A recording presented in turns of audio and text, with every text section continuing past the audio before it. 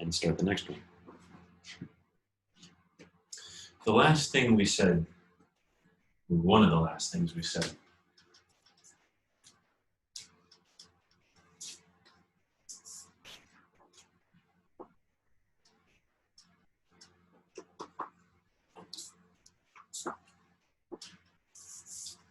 is that in a circuit, as we change the current through the inductor,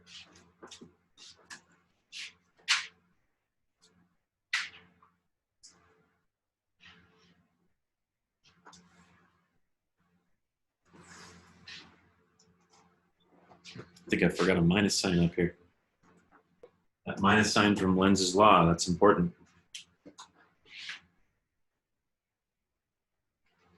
Doesn't change anything about what we said, but I think we need that for this discussion. If we increase the current,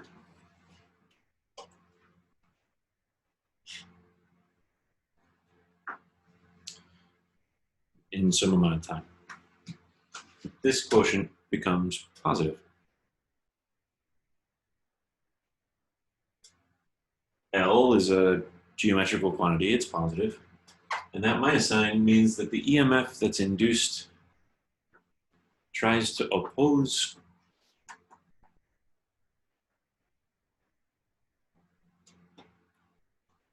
the current.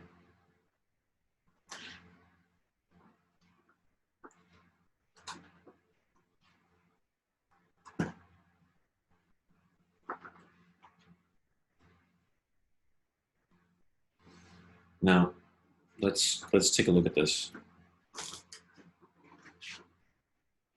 Suppose we have a battery,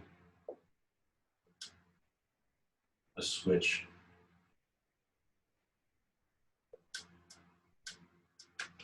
and an inductor.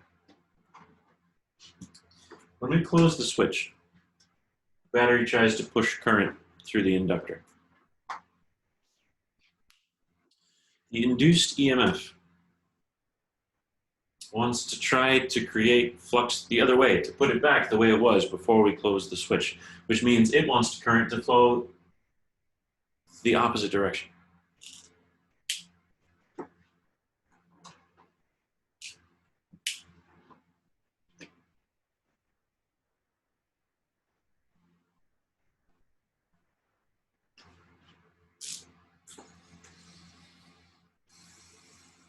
The induced EMF, it pretends for a second like it's a battery with the positive terminal acting in opposition to this one.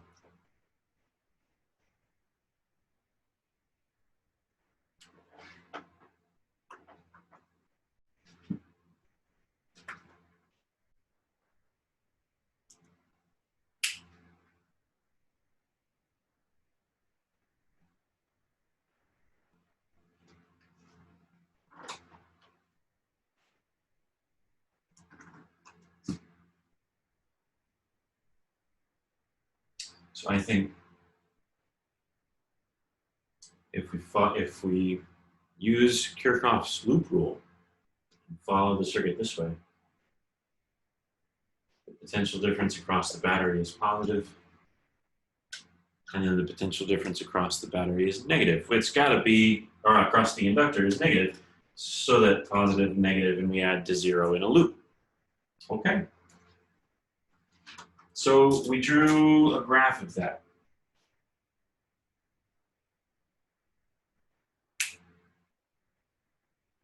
We drew a graph of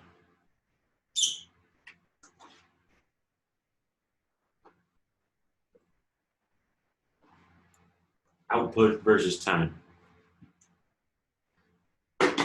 We said that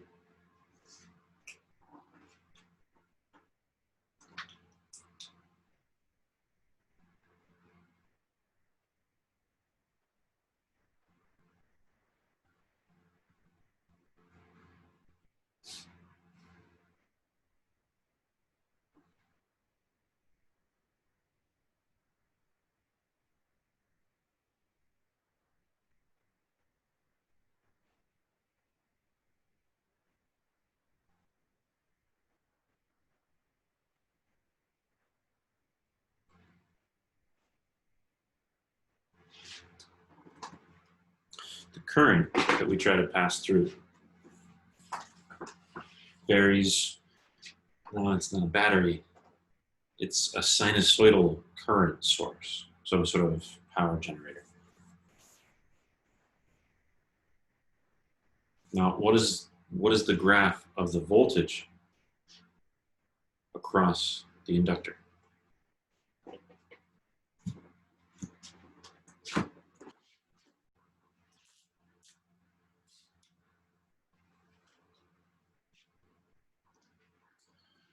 We increase this. The minus sign means that the potential difference is negative. So if we're decreasing this at the beginning, the minus sign means that the potential difference is positive. At first, we aren't decreasing very much.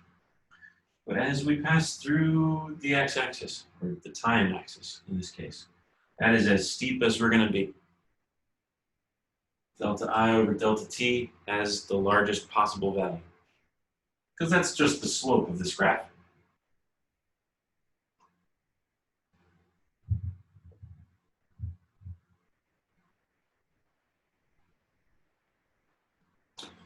Here, when we stop decreasing the current and turn around and start increasing it again, for just a second, the slope here is 0. So we get a 0 there. Here, we're increasing the current at our maximum steepness. So delta I is most positive.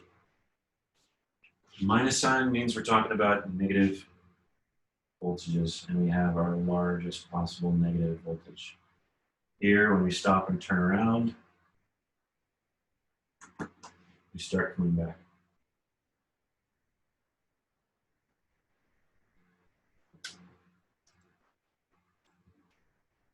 We start increasing the current more and more slowly. So this starts to go to 0 again, where it's flat at the top. So we have our 0 here.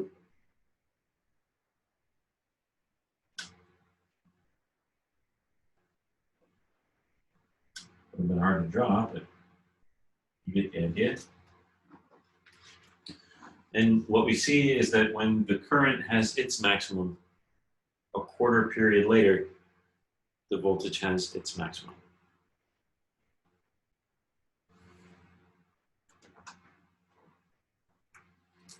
We said that the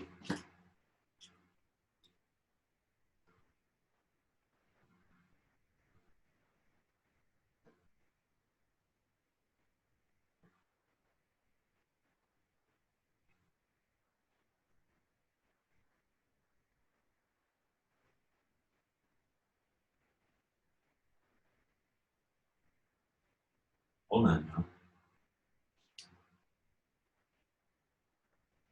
Is this the graph we have? I don't know what it is.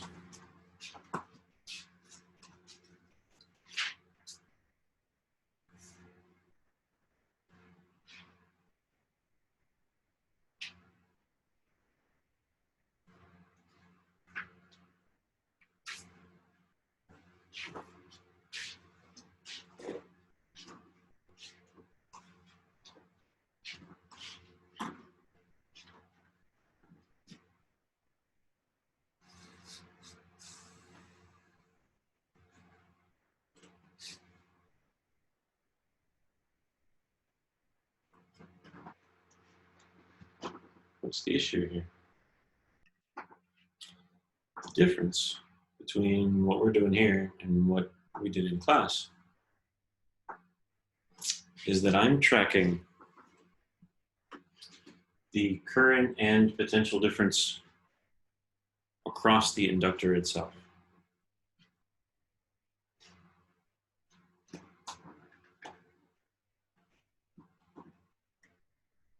The slide that's posted in the textbook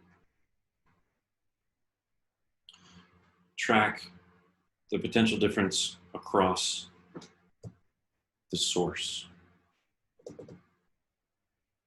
So let's see what the story is there. Really quick, we write the loop rule that the voltage across the source plus EMF across the inductor have to add to 0.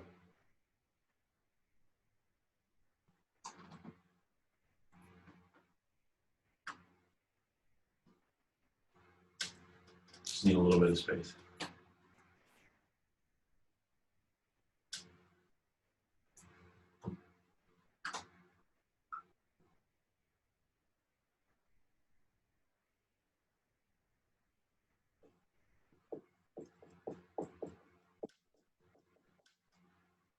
Potential difference across this one plus the negative L across the inductor, which means we can take this negative term, add it to the other side, so that the one is equal to the other.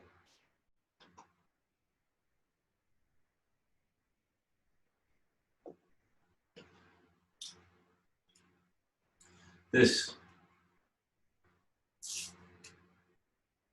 the potential difference across the source. I'll write it V sub S for source.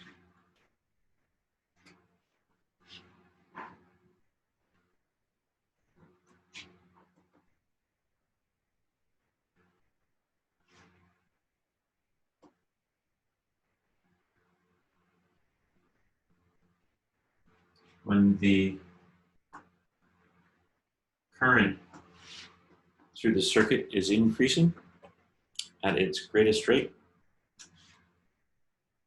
that's when the voltage across the source is at its greatest. When this slope, I over delta T, is largest, that's when this is largest.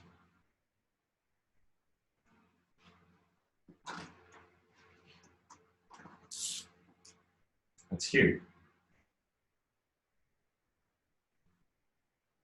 When delta I over delta T is most negative, V sub S is most negative.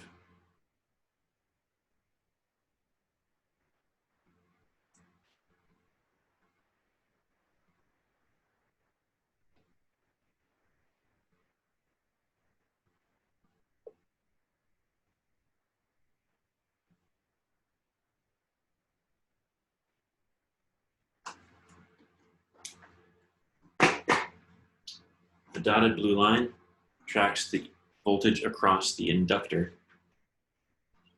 The solid blue line tracks the voltage across the source.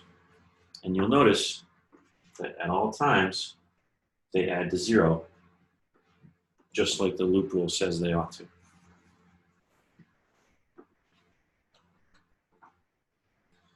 It is in this analysis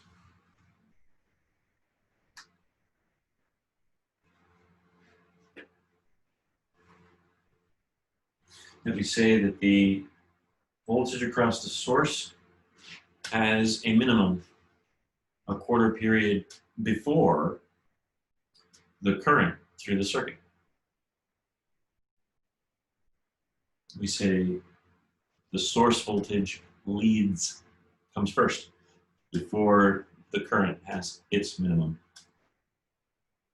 That the source voltage has a rising 0, an upward trending 0 crossing a quarter period before the current has its rising 0. Again, the source voltage happens first, the current through the circuit.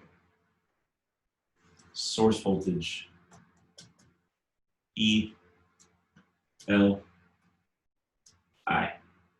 Source voltage comes before the current.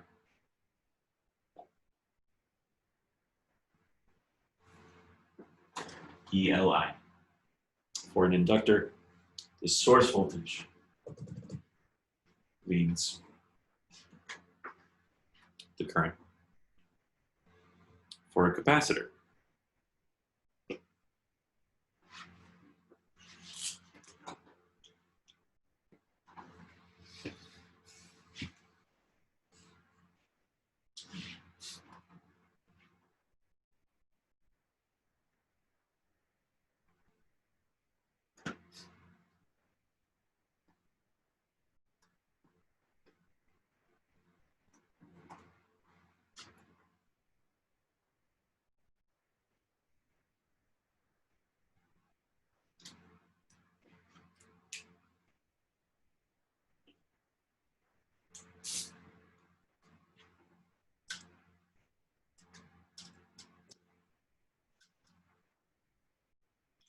Let's track the current.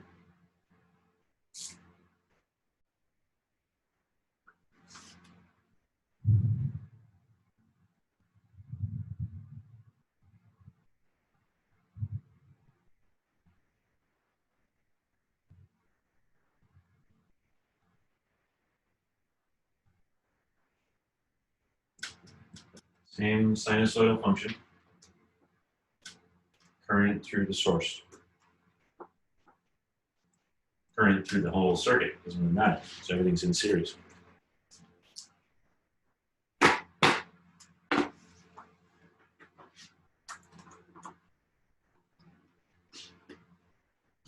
When the current is at its maximum, the slope of the voltage curve must be greatest.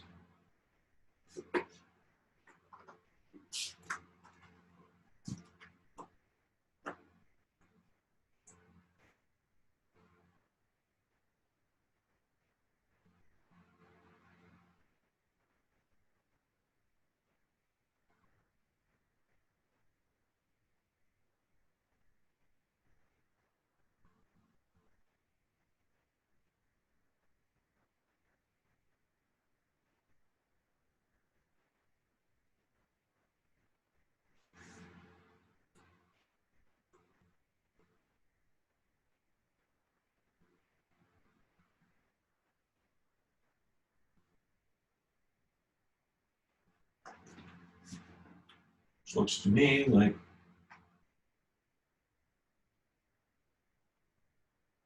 the current is 0, means the voltage must not be changing.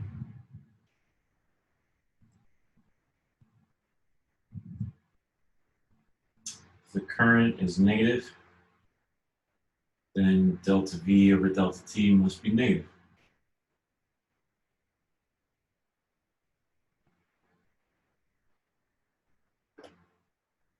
Okay.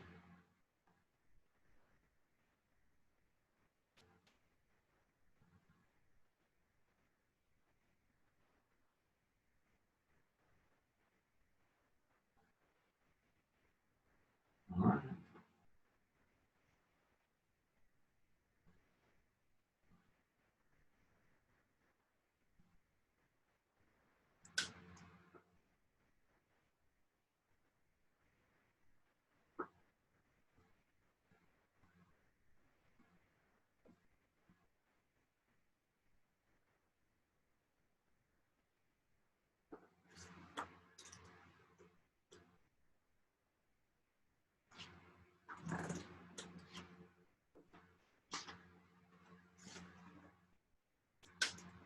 And that's what I'm looking at for the potential difference across the capacitor in terms of the current through the capacitor.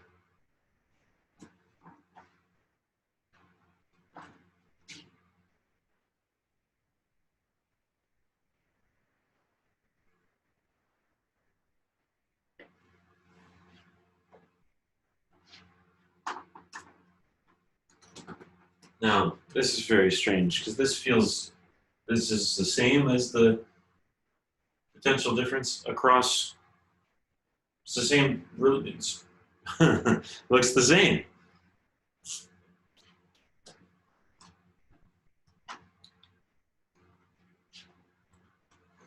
Let's look at the circuit really quick.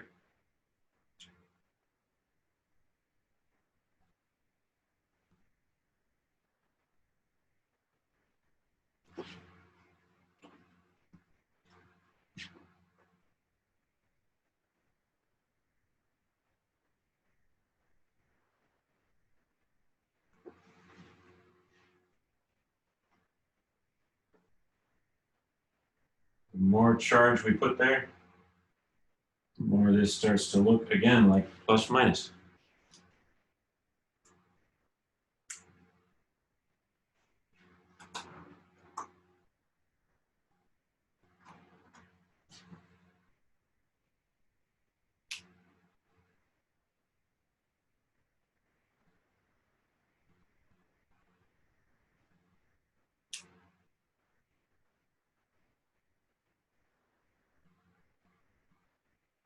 I don't really see the difference.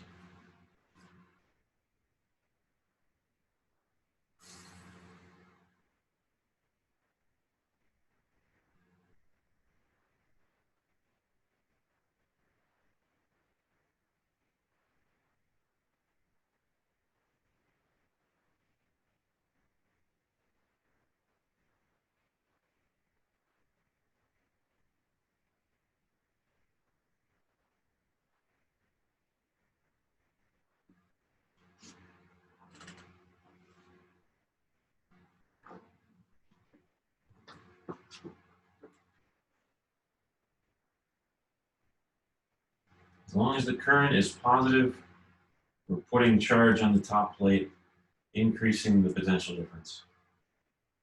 As soon as current starts to flow the other way, because this isn't a battery, but is some kind of sinusoidal source, as soon as current starts to flow the other way, we start decreasing the potential difference across the thing. We get to a point where we're back to square one, and then we start moving charge the other way, stacking positive charge up on the bottom plate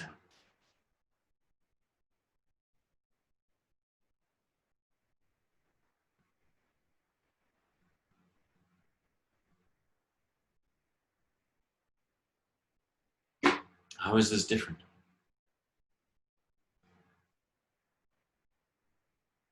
I swear that's the same thing. What am I doing wrong? Or am I doing something wrong? There's nothing wrong here. Turns out it's our textbook that's confusing. Discussing inductors, our textbook talks about the source voltage.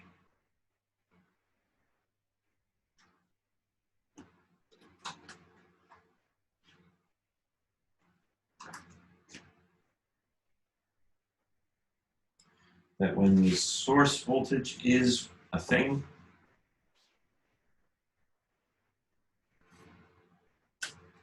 the current needs to take a while to catch up.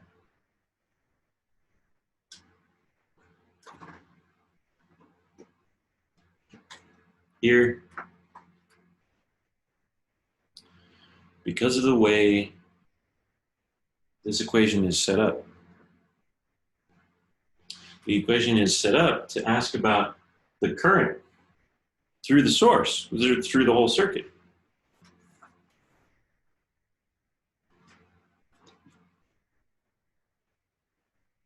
When the current does a thing, it takes a little while for the voltage to catch up. When the voltage across the source does a thing, it takes a little bit for the current to catch up. Voltage leads current. Here, when the current in the circuit, current through the source, does a thing, it takes a little bit for the voltage across the capacitor to catch up.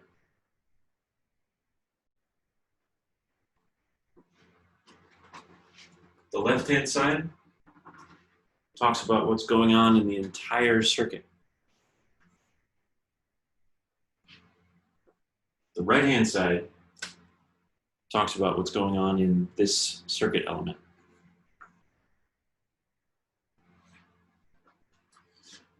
The source voltage leads the inductor current. The current leads the capacitor voltage.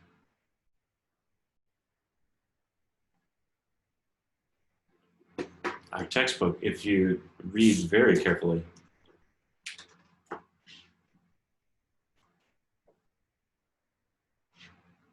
draws the picture so that we're talking about the potential across the capacitor and the current in the source. So I'm going to label those S's. I'm going to leave this dotted blue line because this dotted blue line and this green line, the logic's the same.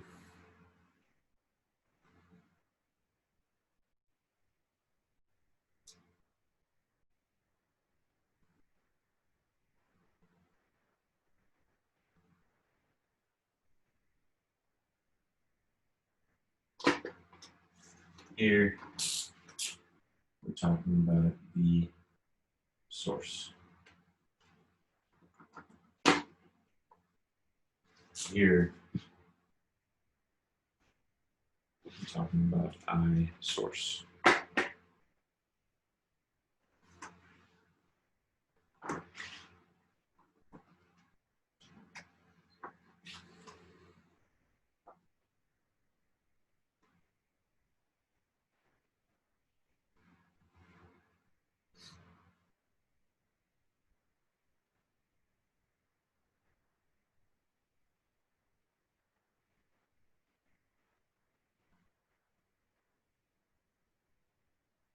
The graph for the resistor is nice. The voltage curve and the current curve follow each other because there's no rates of change to worry about. Just whatever the voltage is, that's what the current is. Or that's the shape of it anyway. I could draw it really quick. Doesn't.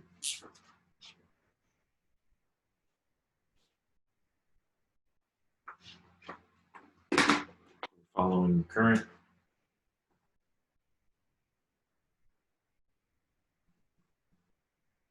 Through the circuit, the potential difference across the resistor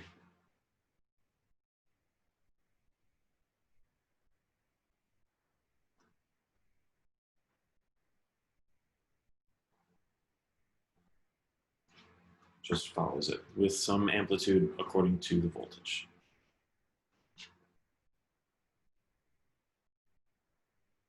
So this is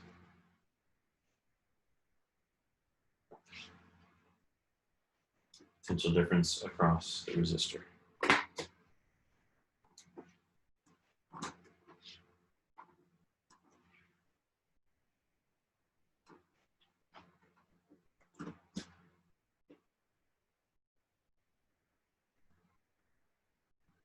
Okay. Let's put all three things in a circuit and see if we can keep track of what happens.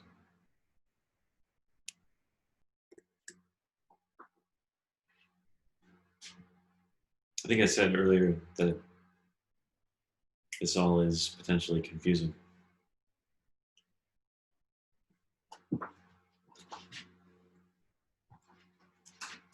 Potentially confusing. And I ended up confusing myself a second ago with the inductor.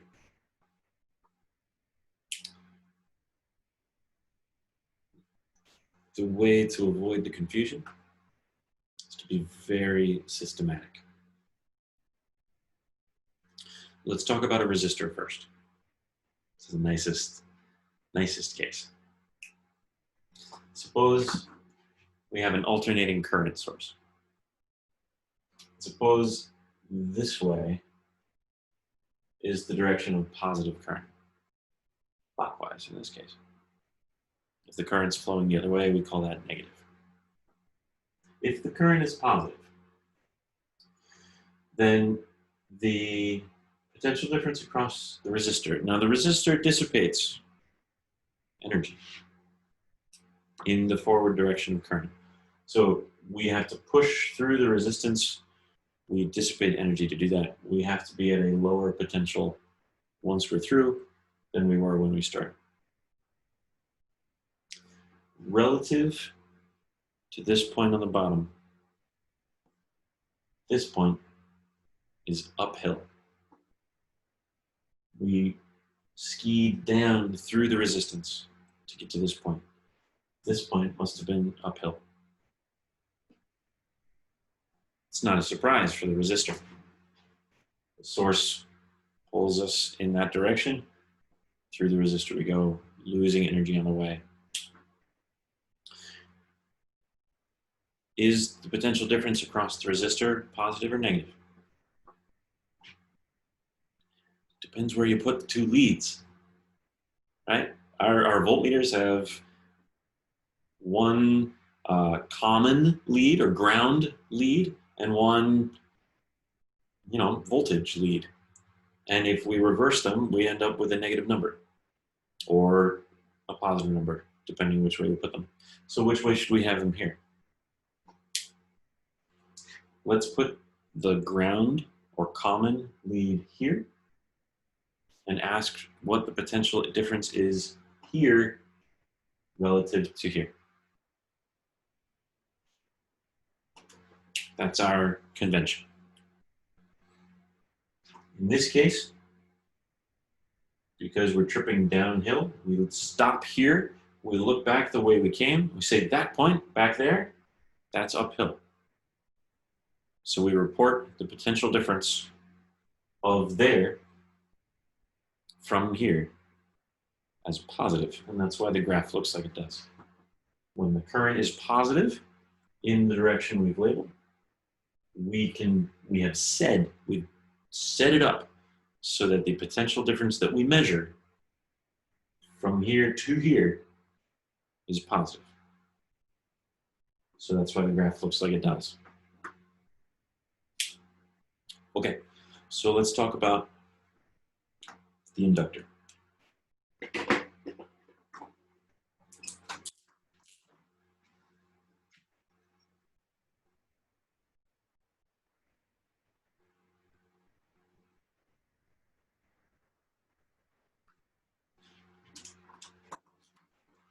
Replace the resistor with the inductor, but keep the measurement the same.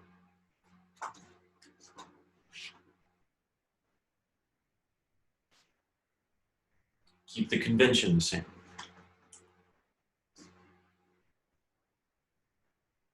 Current goes around this way.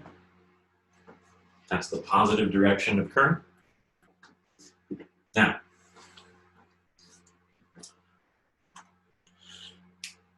suppose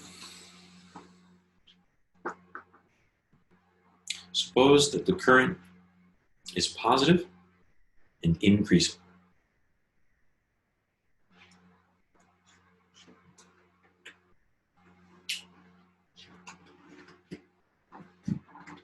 So we're, I don't know, somewhere here on the graph. Positive current increasing. Delta I over delta T is positive.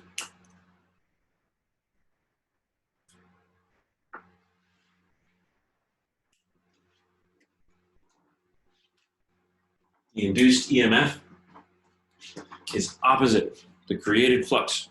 That's what the inductor definition shows, that the induced EMF works to oppose the current, works to oppose the change in current. And this is the key right here. Don't want to get any more afield than this. We can stay really close to home.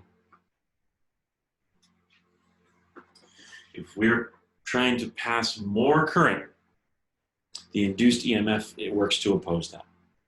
The induced EMF tries to create current the other way. Now, creating current the other way would generally mean having a battery with a positive terminal at the top and a negative terminal at the bottom, because current, conventionally, we decide flows from out of the positive and into the negative terminal of the battery. So opposing the current flow that we're adding means an EMF directed the other way. That's Lenz's law. That's Faraday's law.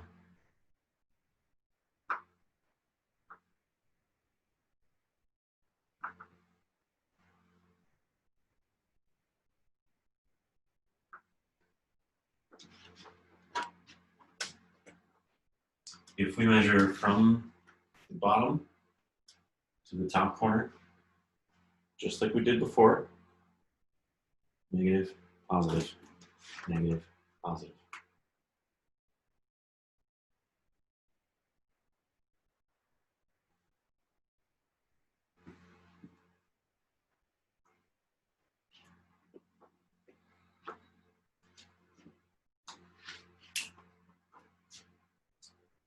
Positive current, top half of the graph, means that we are increasing So the second half of the graph means that we're taking current the wrong way, the negative way, counterclockwise, and changing it from that through to clockwise in the positive direction as we labeled it. That whole time, delta I over delta T is positive. It's like we're pushing current through this way. Or at least we're removing negative current the other way, which is like pushing current through this way. That means that for this whole chunk of time, the induced EMF as measured from here, we stand here, we look this way. This point, relative to this point, looks uphill.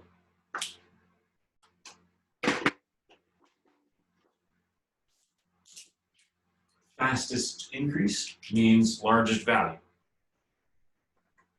So that's here. This whole time we're increasing, the induced EMF is positive. As soon as we start decreasing again, the induced EMF is going to change directions. And that lets us interpret the first part.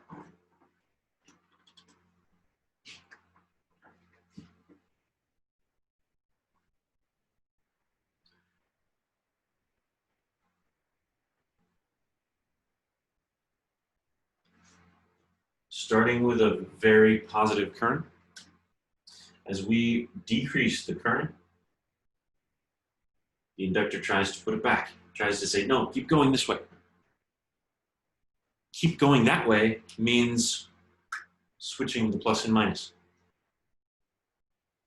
Switching the plus and minus means that relative to here, now the plus is down here and the minus is here. So relative to the bottom, that now looks downhill because the inductor is trying to push current this way because we are taking it away by the source. So we say that the potential difference that we measure across the inductor is negative. When the rate of change of current is greatest, the magnitude is the greatest. Here we've got a negative.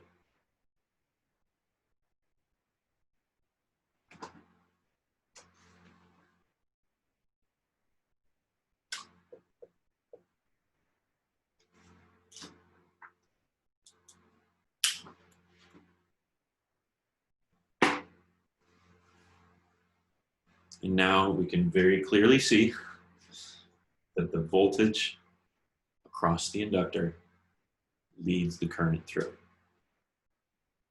which is what we've intended all along. All right, same story for the capacitor. Let's finish the job.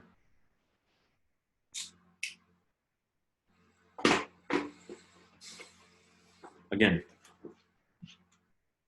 we'll measure from here to here.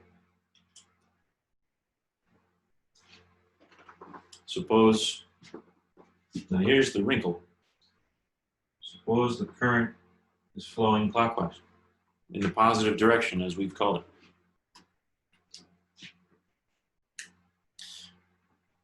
Whether the potential difference is positive or negative depends on where we are.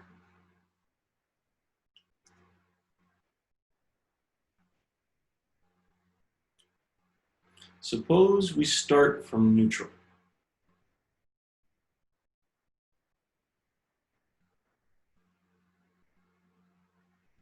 Suppose we start from neutral and then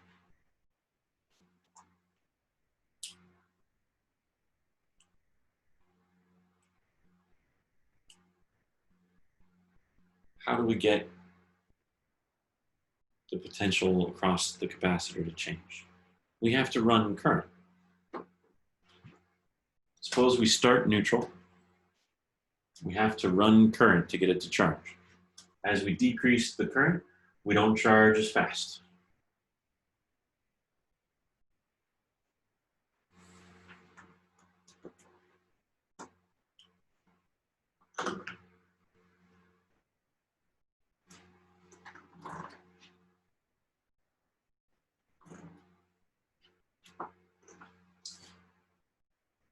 The reason it's confusing is that the deltas change roles.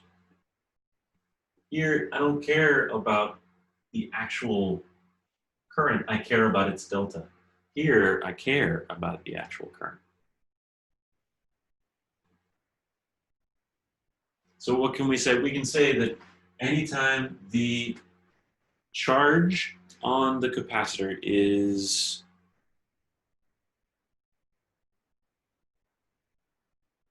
increasing. And the reason we can say that is that we're still measuring from here to here. If the charge on the capacitor is increasing in that sense, that means we're putting more charge, we're storing more Q here and here of opposite sign.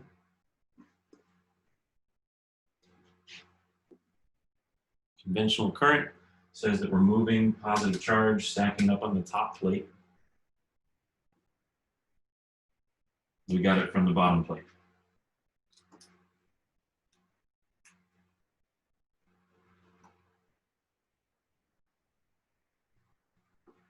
The fastest we do that, the fastest rate of change of capacitor charge corresponds to positive current. Because this is increase and this is positive current.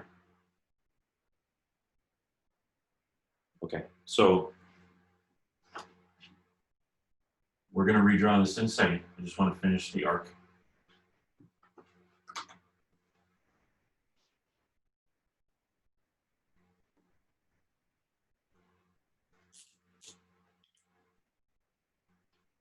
Positive current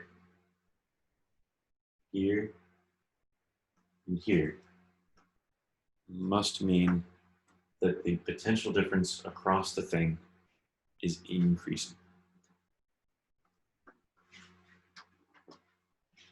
The potential difference across the thing as measured this way. Positive current makes sense. Positive current means we're moving charge this way. If we're starting from neutral or a positive, slight positive charge, we're going to increase the voltage. What if we're starting from fully charged the other way? We can still run current this way, and that'll tend to decrease the upside down voltage, put us back to 0, and then continue piling more on.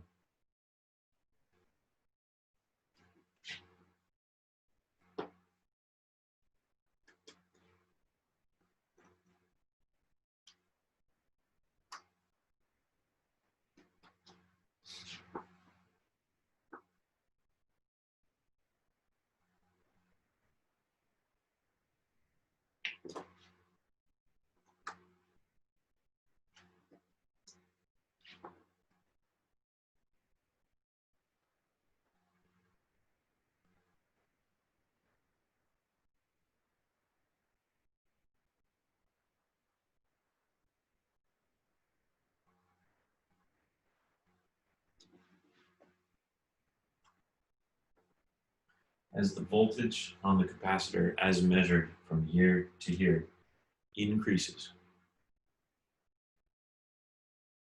that's going to tend to make this function like a battery, pushing this way. If it gets strong enough, eventually current will flow that way.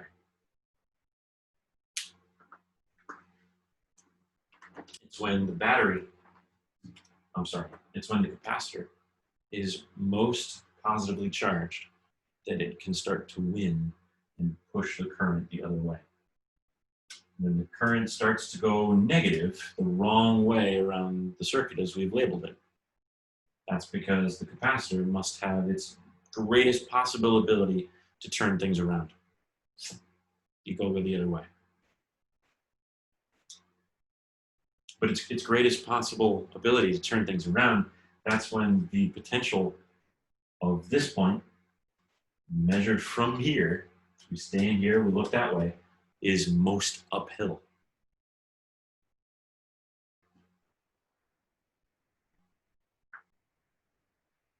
We said anytime the current was positive, that means we were increasing. So we must have been increasing this whole time. Anytime the current is negative, that must mean we were decreasing. So we, from here to here, we need to decrease the whole time. If the current is positive, that means we're increasing.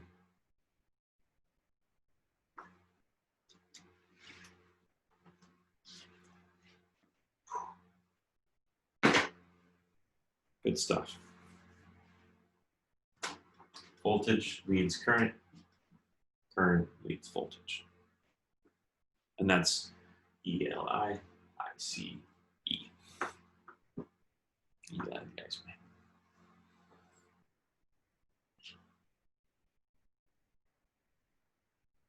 Okay. Now we can put all three in a circuit and try this all together.